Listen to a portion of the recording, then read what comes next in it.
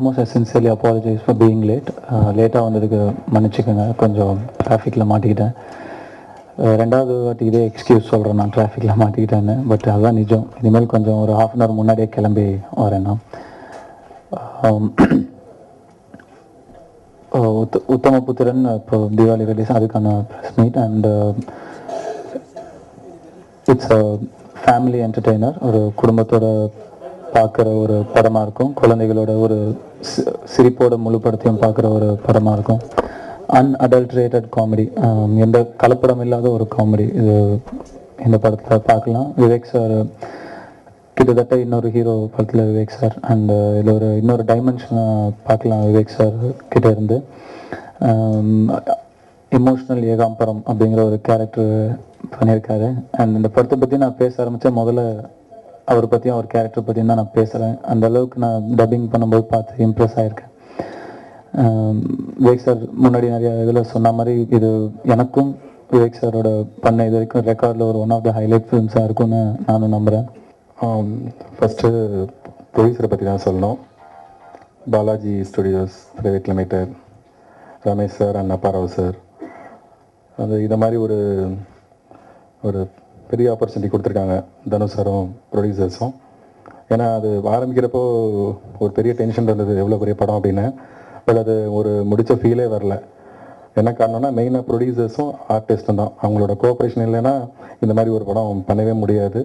எல்லாமே பெரிய artist. Dhanush sir, Vivek sir, Bhagyaraj sir, Sundararajan, Karunas, எல்லாம் பெரிய ஆர்டிஸ்ட். இவ்வளோ பேரையும் வச்சு பிளான் பண்ணபடி முடிச்சிருக்கோன்னா அது நினச்சே பார்க்க முடியல. எடிட்டிங்கில் என்னோடய அசிஸ்டன்ஸ்லாம் சொல்லிகிட்டு இருப்பேன், எப்படி எடுத்தோன்னே தெரில, பார்த்தாலே பயமாக இருக்குன்ட்டு. அந்தளவுக்கு கூடவே இருந்தாங்க. ஏன்னா படத்தில் எல்லாரும் அங்கங்கே தான் வருவாங்க ஃபுல்லாக. ஸோ வெயிட் பண்ணி அவ்வளோ கோஆப்ரேஷன் பண்ணால் தான் இந்த படத்தை நல்லபடியாக முடிக்க முடிஞ்சது.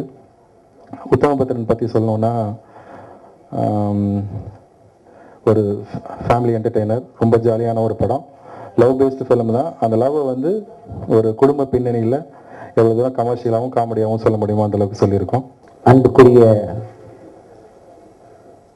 பத்திரிகை நண்பர்களே, ஊடகத்தை பண்ணி தான் பார்ப்போமே, அவருடைய ஆசைக்கு பண்ணுவோமே. நம்ம ஒரு நல்ல நண்பர், அவர் ஒரு down to earth human being அப்படின்னு நினச்சி சரி ஓகே பண்ணுறேன் சார்னு ஒத்துக்கிட்டேன். எத்தனையோ படத்தில் இதுவும் ஒரு படம்னு நினச்சி தான் நடிக்க ஆரம்பித்தேன். பட் நடித்து முடிக்கிற வரைக்கும் கூட எனக்கு அதோட இம்பேக்ட் தெரியல. அதுக்கப்புறம் டப்பிங்கில் போய் படத்தை பார்க்கும்போது நான் சும்மா நிற்கிறது எவ்வளவு சுகமாக இருக்குன்னு எனக்கே தெரிஞ்சுது. ஏன்னா என்னை என் வாயில் லொடன்னு பேசிக்கிட்டே இருக்கணும் உங்கள் எல்லாருக்குமே நல்லா தெரியும். ஸோ பேசிக்கிட்டே இருக்கிற விவேக் பேசாமல் ஒரு படத்தில் இருந்தால் எவ்வளோ பெரிய ரிலீஃப் தெரியுமாங்க. எனக்கே அவ்வளோ சந்தோஷமாக இருந்தால் படம் பார்க்க போகிற உங்களுக்கெல்லாம் இன்னும் நல்லா தான் இருக்க போகுதுன்னு தெரிஞ்சு போச்சு. இது ஒரு டிஃப்ரெண்ட் ஸ்டைல் ஆஃப் கேரக்டர், ஒரு மனோவியல் சம்பந்தப்பட்ட ஒரு கேரக்டர், ஒரு ஒரு ஹீரோவால் முடுக்கி விடப்படுகிற ஒரு கேரக்டரு. அது தனக்குள்ளே நிறைய சக்தி இருக்குதான்னு நினச்சிக்கிட்டு அதுவாக ஃபீல் பண்ணிக்கிட்டு நினப்பு தான் பொழப்ப கெடுக்கும்னு நம்ம ஊர் பக்கத்தில் ஒரு பழமொழி உண்டு. அந்த பழமொழிக்கு ஒரு உயிருள்ள உதாரணமாக இந்த படத்தில் நான் வந்திருக்கேன். நான் ஒன்றுமே பண்ணல. எப்படி எந்திரன் படத்தில் சூப்பர் ஸ்டார் சொன்னார், நான் எதுவும் செய்யலை, சங்கர் சார் சொன்னார் நான் செய்தேன்னாரு. அதே மாதிரி நானும் இதில் எதுவும் பண்ணல. ஸ்டோரி என்ன சொல்லிச்சோ, டைரக்டர் என்ன சொன்னாரோ அதை நான் கேட்டுக்கிட்டு பல சீன்களில் நானும் தனுஷுமே சும்மாவே தான் நிற்போம். ஏன்னா சுச்சுவேஷன்ஸ் அந்த மாதிரி. நாங்கள் இவர்கிட்ட கேட்போம், சார் ஷார்ட் ரெடி வாங்கன்னு கூப்பிடுவார். நாங்கள் நானும் தனுஷும் ஒரே மாதிரி பேசி வச்சு போய் கேட்போம், சார் இந்த ஷார்ட்டில் நாங்கள் எங்கே சும்மா நிற்கணும். எல்லாருக்கு தேங்க்ஸு.